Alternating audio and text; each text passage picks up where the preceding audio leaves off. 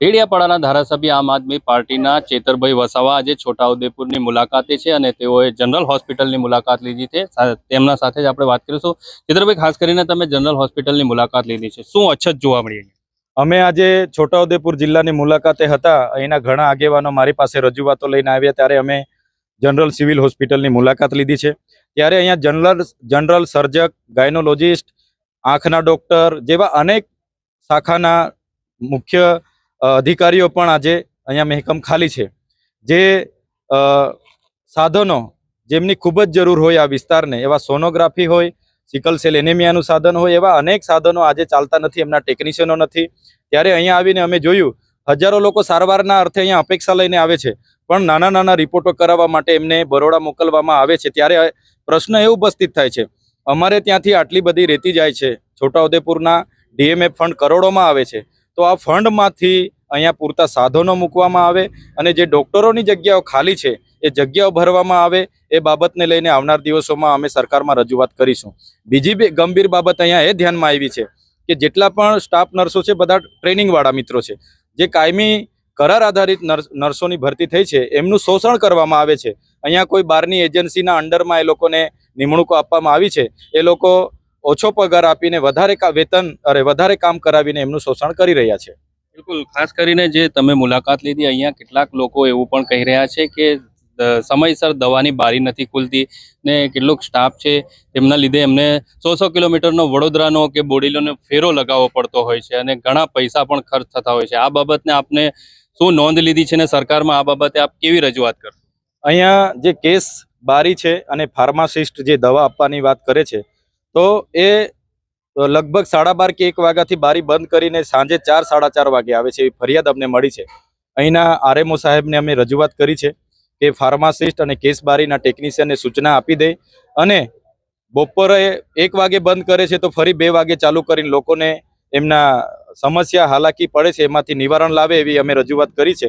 જો સમય એનું નિરાકરણ નહીં આવશે તો ચોક્કસ અમને એના માટે પણ અમે કાર્યવાહી કરીશું। અને સાથે સાથે આ જૂના બિલ્ડિંગમાં ઘણી જગ્યાઓની અછત છે। અહીંયા લોકોએ રજૂઆત કરી કે એમના આયુષ્માન કાર્ડ કોઈ જગ્યાએ ચાલતા નથી, સારવાર કોઈ જગ્યાએ મળતા નથી, એના સર્વરો ચાલતા નથી, એટલે ખૂબ જ ગંભીર બાબતો અહીંની છે।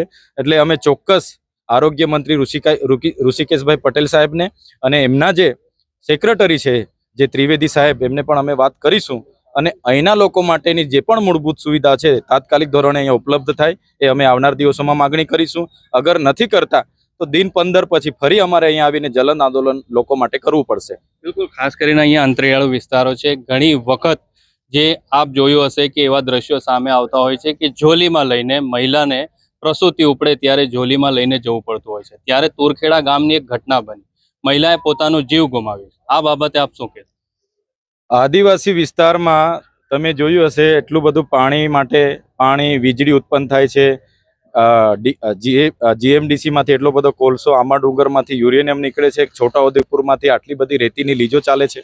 અમારું આટલું મોટું ડીએમએફ ફંડ છે, અબજો રૂપિયામાં ડીએમએફ ફંડ છે, છતાંય અમને મૂળભૂત સુવિધા આપવામાં નથી આવતી।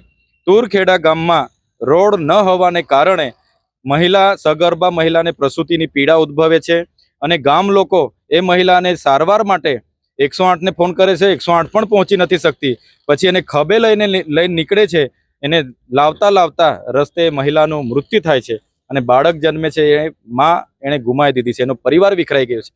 ત્યારે સરકાર આઝાદીનો અમૃત મહોત્સવ મનાવી રહી છે, અમને વાંધો નથી, પણ અમારા વિસ્તાર સાથે જે ભેદભાવ કરી રહી છે એ અમે ક્યારે ચલાવવાના નથી। અગર સરકાર આદિવાસીઓનો વિકાસ નહીં કરશે તો ચોક્કસપણે આવનાર દિવસોમાં અમે આંદોલન પર ઉતરીશું, રોડ પર પણ ઉતરીશું।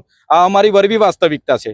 માત્ર તુરખેડામાં આ ઘટના બની છે તો તમારા જેવા મીડિયા મિત્રોના કારણે બહાર આવી છે, એવી તો રોજની કેટલી ઘટનાઓ બનતી હશે। આજે પણ આદિવાસી સમાજ હાલાકીનો સામનો કરી રહ્યો છે, એ આરોગ્ય હશે, રોડ રસ્તા હશે, શિક્ષણ હશે, બધી બાબતોમાં આજે પણ અમે તકલીફમાં જ છે અને સરકાર બધું જાણે છે છતાં આ સુવિધાઓ કરવા નથી માંગતી। એટલા માટે આવનાર દિવસોમાં સડકથી લઈને સદન સુધી અમારે લડવું પડશે। બિલકુલ, આ હતા આમ આદમી પાર્ટીના ચેતરભાઈ વસાવા। તેઓ જણાવી રહ્યા છે કે સરકાર હજુ પણ મૂળભૂત સુવિધા જે આદિવાસી વિસ્તારમાં નથી આપી રહી, જેને લઈ આવનાર દિવસોમાં તેઓ આંદોલન કરવાની પણ ચીમકી ઉચ્ચારી છે અને ગાંધી ચિંધ્યા માર્ગે પણ જવું પડશે તો તેઓ જવા તૈયાર છે।